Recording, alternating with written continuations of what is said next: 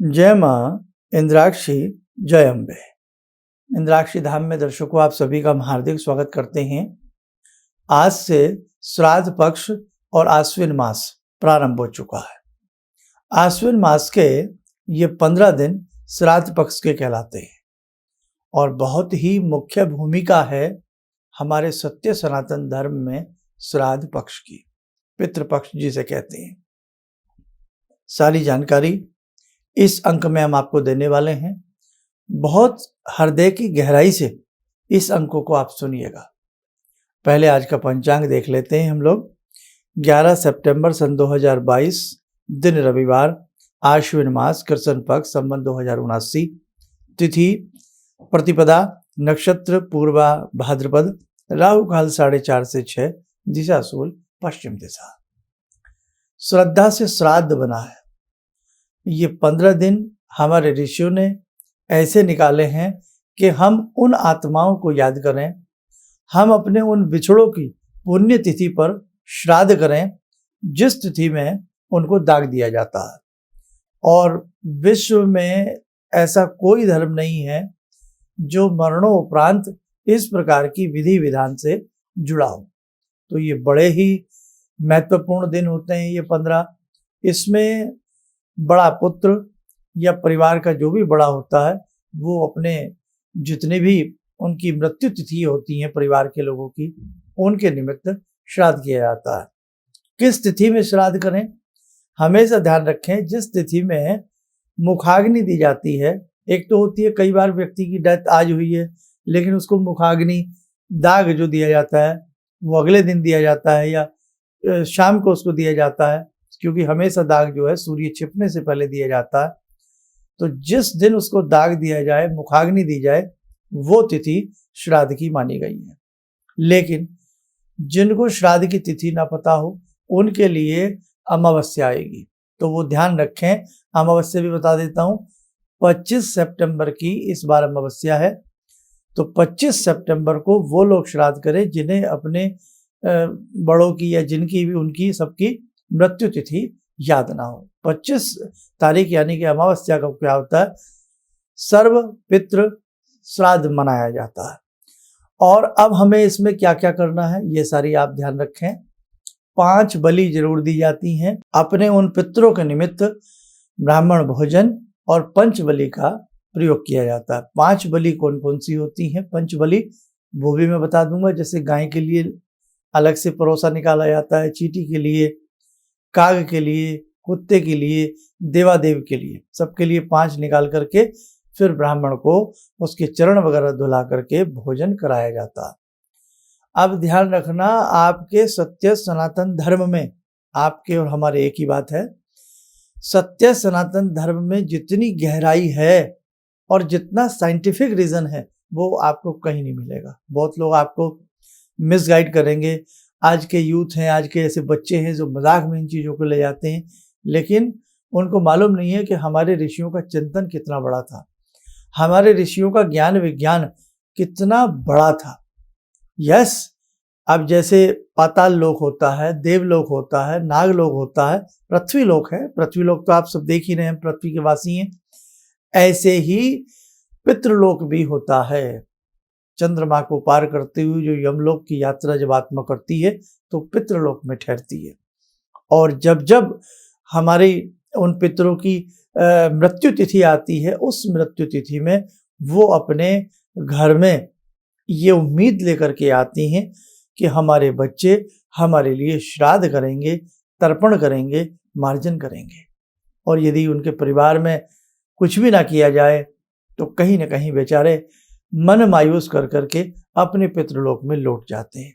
बड़े सवाल आपके मन में फंस रहे होंगे कि जब वो आत्मा कहीं जन्म ले लेती है तो फिर श्राद्ध क्यों, फिर पितृ कहाँ से आ गए। बहुत सारे उलझे हुए सवाल आपके मन में हैं, लेकिन आज का सब्जेक्ट बड़ा हो जाएगा। एक ही जवाब दे देता हूँ, आत्मा अमर है, आत्मा अविनाशी है। वो कहीं भी जन्म ले, कहीं भी आत्मा किसी देह को ले ग्रहण करे, लेकिन आत्मा अमर है और अजर है। उस मृत्यु तिथि में उस अब आत्मा अलग अलग अब जैसे बिजली है, इलेक्ट्रिसिटी है, वो सबके घर में यूज हो रही है, इलेक्ट्रिसिटी एक ही है, सबके घर में यूज हो रही है, लेकिन सबके मीटर अलग अलग है। सबको उसका जो भी उसका किराया भाड़ा आता है, जो भी आता है, बिल आता है, वो सबको अपने हिसाब से भरना पड़ता है ना। आप चाहे घर कहीं भी बनाएं, लेकिन बिजली का बिल आएगा, वो आपको देना पड़ेगा। ऐसे ही आत्मा जो है वो किसी भी शरीर को धारण करे, लेकिन आत्मा वही है।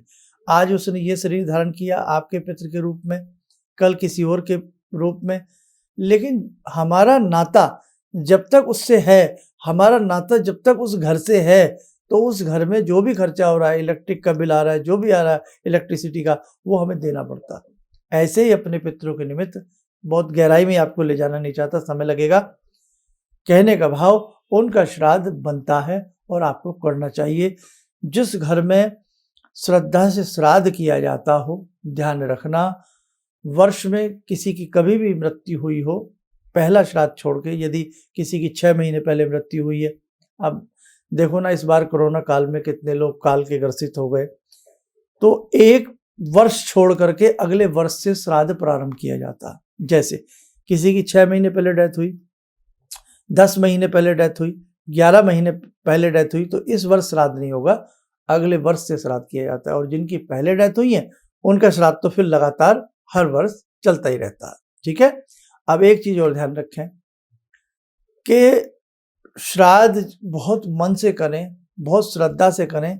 जिस घर में श्राद्ध किया जाता है, उस घर में धन धान्य की वृद्धि बनी रहती है, पितृ प्रसन्न रहते हैं, पितृ प्रकोपित नहीं होते।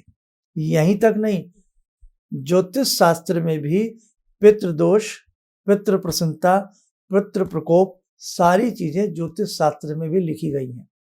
वेदों का एक भाग है ज्योतिष शास्त्र, नेत्र कहा गया है इसको, ज्योतिष को ज्योतिष, जो नेत्र के समान प्रकाशित कर दे, व्यक्ति के जीवन को राह दिखाए, रोशनी दिखाए। तो ज्योतिष में भी पितृदोष का पूरा पूरा संपूर्ण जिक्र है। हम भी कई बार नहीं कहते कि आपको पितृदोष लग गया, तो पितरों से उऋण होने का समय, हम पितृ का कभी ऋण नहीं चुका सकते। जिनके माँ नहीं, जिनके पिता नहीं, जिनके बड़े नहीं, जो कुछ विरासत में उन्होंने हमें दिया है, ज्ञान दिया है, वैभव दिया है, नाम दिया है, वंशावली में शामिल किया है, हम उनको कभी उनका कर्ज नहीं उतार सकते। लेकिन शास्त्रों में लिखा है कि श्राद्ध में उनके प्रति श्राद्ध करके, ब्राह्मण भोजन करा करके, तर्पण मार्जन आदि करके हम उनका ऋण चुका सकते हैं। और एक गहरी बात और, आपने सुना हो करनी और भरनी, स्वर्ग और नर्क, सुना होगा ना। हर धर्म में किसी में कुछ कहा जाता है, मरने के बाद ये मिलेगा, जन्नत मिलेगी, ये होगा, वो होगा, सब में कहा जाता है ना, किसी न किसी रूप में। तो स्वर्ग और नरक कब मिलता है? हमारे कर्मों के आधार पर।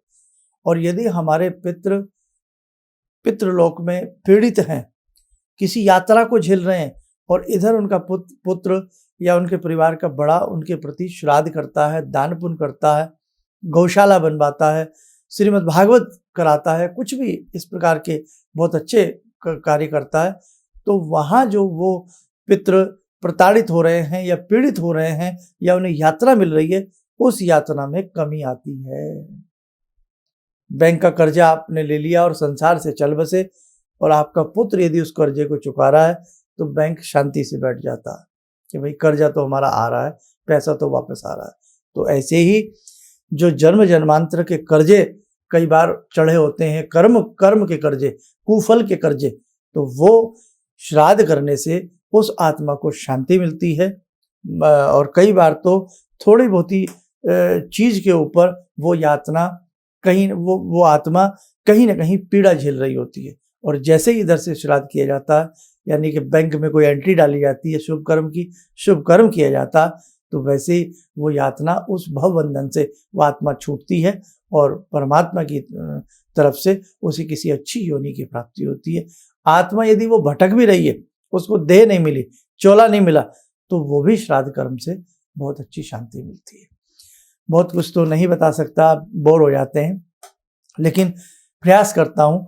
ध्यान रखना, किसी की बातों में मत आना कि अरे क्या होता है, जीते जीते तुमने पानी पिलाया नहीं, अब मरने के बाद आप ऐसे कर रहे हो। तो आप कहिए साहब ऐसा नहीं है, हमने अपने बड़ों की जीते जी भी इज्जत करी है, और हमारे ही धर्म में ऐसी ये भावना है श्राद्ध की भूरी भूरी प्रशंसा पूरे विश्व के लोग करते हैं कि हिंदू धर्म में कमाल की बात है। क्या कमाल है कि जीते जी तो देखो मान सम्मान जैसा जिससे बनता है वो सब करते हैं, लेकिन मरने के उपरांत हमारे ही धर्म में ये परिपाटी है पूरे विश्व के अंदर कि साल में 15 दिन हम अपने पितरों के निमित्त देते हैं। उनकी मृत्यु तिथि पर हम श्राद्ध तर्पण, गया जी जाकर के पिंडदान, या काठियावाड़ के वहाँ जाकर के माता के लिए, तो बहुत सारी चीज़ें जिनको मालूम है वो सब करते हैं। और मेरे साधकों, मेरे बच्चों, करना चाहिए। हम अगर ये संस्कार अपने परिवार में नहीं डालेंगे, और चलो आप धर्म भी छोड़ दीजिए, आप शास्त्र की बात भी मत मानिए, पर एक बात तो आपको समझ में आएगी, जिस पिता ने, जिस दादा ने, जिस परदादा ने हमें अपना नाम दिया, हमें अपना गोत्र दिया, हमें अपनी वंशावली दी, और जिस बाय द वे जैसे मेरे पिता नहीं है, माता जी भी हमारी नहीं है, तो जिस माँ ने हमें जन्म दिया, जिस पिता ने हमें जन्म दिया, जिस पिता ने हमें जीवन सिखाया, जिस पिता ने हमें अपना गोत्र दिया, अपना वंश दिया, तो क्या उस पिता को याद करना बुरी बात है? क्या उस पिता के नाम पर, उस माँ के नाम पर कोई ब्राह्मण भोजन करा देना, कोई दान दे देना, या कोई उनकी याद में कोई चीज़ बनवा देना, या अच्छा काम कर देना, क्या बुरी बात है? आप बताइए। कौन सा धर्म कहता है कि आपको जिसने जन्म दिया, आपकी जो जननी है, आपकी जो जननी है, अगर आप अपनी जननी के प्रति 20 साल बाद, 15 साल बाद, जब जब आपको कुछ भी मन करे आप कर सकते हैं, कोई इसे ये नहीं कहेगा ये बुरी बात है। लेकिन हमारे मनीषी इतने बड़े वैज्ञानिक थे कि उन्हें पता था कि पितृलोक है, देवलोक है, मृत्युलोक में आत्माएं चली जाती हैं पृथ्वीलोक से। पृथ्वीलोक भी मृत्युलोक के समान कहा जाता है, इसको भी मृत्युलोक कहा जाता है। क्यों? यहाँ व्यक्ति जीते हमेशा नहीं है, आज उसकी बारी, कल उसकी बारी, और कभी हमारी बारी। जाएंगे तो बारी बारी सभी चले जाएंगे। इसलिए किसी फोड़पंथी की बातों में मत आना, अच्छे से अपने श्राद्ध को मनाना। और जिनकी मृत्यु तिथि याद ना हो अपने बड़ों की, तो ध्यान रखना, अमावस्या के दिन 25 सितंबर के दिन आप उनका श्राद्ध जरूर करना। कैसे कैसे क्या क्या किया जाता है रोज आपको कुछ न कुछ बताता रहूँगा। एक बड़ा वहम है, श्राद्ध में पूजा ना करें, श्राद्ध में ऐसा ना करें। ये कल के एपिसोड में बताया जाएगा कि श्राद्ध में क्या करें और क्या ना करें। आइए 5 बलि जान लें कौन कौन सी होती हैं, आप लोग नोट डाउन कर सकते हैं।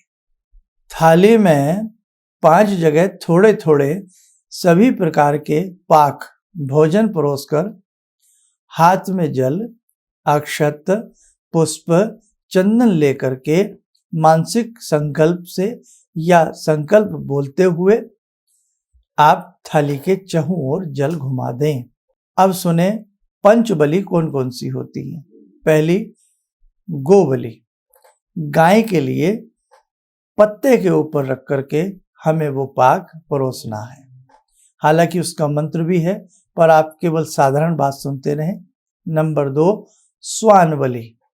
पत्ते पर फिर आप उसको परोसें। स्वान बलि होती है कुत्ते के लिए, इसको स्वान को कुत्ता कहते हैं। काक बलि, कौवे के लिए पृथ्वी पर अन्न दिया जाता है। जब भी आप कहीं रख के आए कौवे के लिए, तो पृथ्वी पर रख के आए। देवादि बलि, पत्ते के ऊपर उनके लिए रखा जाता है, फिर प्रदान किया जाता है। इसके बाद 5वीं है पीपीलिका आदि बलि। ये भी पत्ते पर रखकर, पीपलिका किसको कहते हैं? चींटी को कहते हैं। तो ये 5 बलियां अपने अपने हिसाब पे एक थाली में बना लें, और बाद में किसी के लिए पत्ते पर, किसी के लिए पृथ्वी पर, कौवे के लिए, सबको कराकर फिर ब्राह्मण को बिठावे, अच्छे से उनके पैर वैर चरण वगैरह धुला करके, नमन करके, फिर शुद्धता की तरह से ब्राह्मण को दक्षिणा में मुखी करा करके उनको भोजन करावे। किस दिन? श्राद्ध की जो तिथि हो, यानी कि मृत्यु तिथि जो हमारे पितरों की है उस तिथि में। ना पता हो तो अमावस्या में। और बहुत लोग मैंने देखा है ऐसा भी करते हैं कि प्रतिदिन 5 बलि निकालते हैं। अपनी अपनी श्रद्धा है और अच्छी बात है। बहुत लोग गांव के लिए, गाय माता के लिए 2 रोटी बीच में कुछ पाक या चीनी रख करके खिलाते हैं पितरों के निमित्त, ये भी बहुत अच्छा है। नहीं तो एक ध्यान रखना, एक लोटा उसमें जल, उसमें थोड़ा सा 1-2 चम्मच गंगा जल मिला लो और अच्छा है। काला तिल, थोड़ा मिष्ठान डाल करके दक्षिण दिशा की तरफ मुख करके ओम पितृदेवताभ्यो नमः बोलते हुए प्रतिदिन 15 दिन दीजिए। आज से शुरू कीजिए। दिन के 12 बजे से पहले पहले इसको देना है, बहुत सुबह नहीं देना होता है। दिन खड़ा सा जरा सा हो जाए तब देना होता है, 12 बजे के बाद ना दें। हाँ, अगर ब्राह्मण भोजन वगैरह करा रहे हैं, कोई ऐसी थोड़ा देर से बेर हो गई, बात अलग है। कोई कुछ भी ना कर सके तो 15 दिन उनके निमित्त आप ये जल जरूर दीजिए, ठीक है। अब एक चीज और ध्यान रखना, इन 15 दिनों में शुद्धता का पालन रखें, ब्रह्मचर्य का पालन रखें, उल्टी सीधी चीजों न खाएं, शुद्धता और सात्विकता अपने घर में बना करके रखें। पितृ प्रकोप, पितृ प्रसन्नता इन्हीं 15 दिनों में आपको प्राप्त हो जाएगी। प्रकोप से मतलब आपको मालूम नहीं है कुछ भी, आप ये सब चीजें जानते नहीं हैं, करते नहीं हैं, बात अलग है। लेकिन जानबूझकर मालूम सब है लेकिन करना नहीं चाहते तो गलत बात है ना। इसीलिए पितरों के नाम से जो आपसे बने जरूर करिएगा। पितृ गायत्री मंत्र पढ़ सकते हैं, घर में गायत्री मंत्र इन दिनों में पढ़ना बहुत ही अच्छा होता है। और बहुत सारी चीजें समय समय पर बताते रहेंगे। मृत्यु की गोद में सोने वाले हम सभी लोग हैं, आज नहीं तो कल। भगवान शिव के बाहुपास में हम सब जकड़े जाते हैं, है ना। भगवान शिव शमशानवासी भी हैं, भूत प्रेतों के संगी भी हैं, है ना। तो भगवान शिव से प्रार्थना करते हैं कि हे भगवान आशुतोष, हे शमशानवासी, हे भस्म को मलने वाले, है ना। हमारी भस्म में भगवान शंकर त्रिपुंड लगा लेते हैं, इतना प्यार करते हैं हमसे। हे बागंबरधारी, हम आपका वंदन करते हैं। हमारे पितृ सभी हमसे संतुष्ट हों, हमारे पितृ सभी पितृ हमारे तृप्त रहें, ऐसी कामना हम आपसे करते हैं। और इस संसार को छोड़ करके जब हम जावें तो हे भगवान शिव, आपकी कृपा हमें प्राप्त होती रहे। ओम आत्मा त्वं गिरिजामति सहचरा प्राणा शरीरं गृहं पूजा ते विषयोपभोग रचना निद्रा समाधिस्थिते संचारा पदयो प्रदक्षिण विदेः श्रोत्राणि सर्वागिरो यद्यात् कर्म करोमि तद्दखिलं शम्भोस्तवाराधनम् चन्द्रोद्भासितशेखरे स्मर हरे गंगाधरे शंकरे सर्पे भूषितकण्ठकर्णविवरे नेत्रोत्तवे स्वानरे दन्ते त्वकृतसुन्दरां वरदरे त्रैलोक्यसारे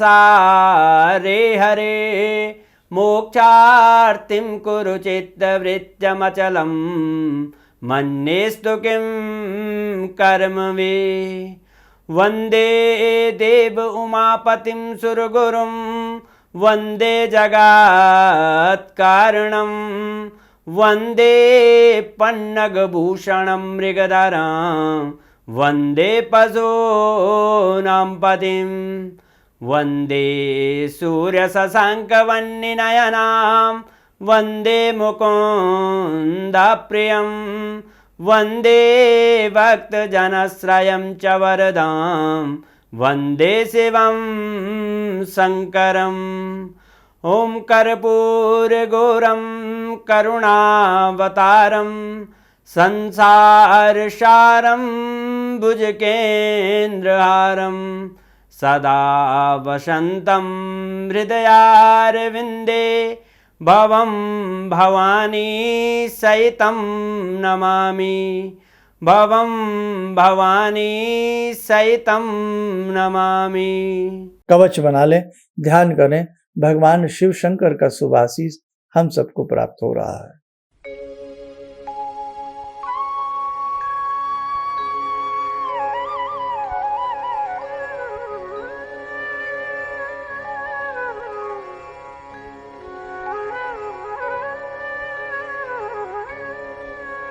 ओम बोलते हुए नेत्र खोलें, सामान्य हो जाए।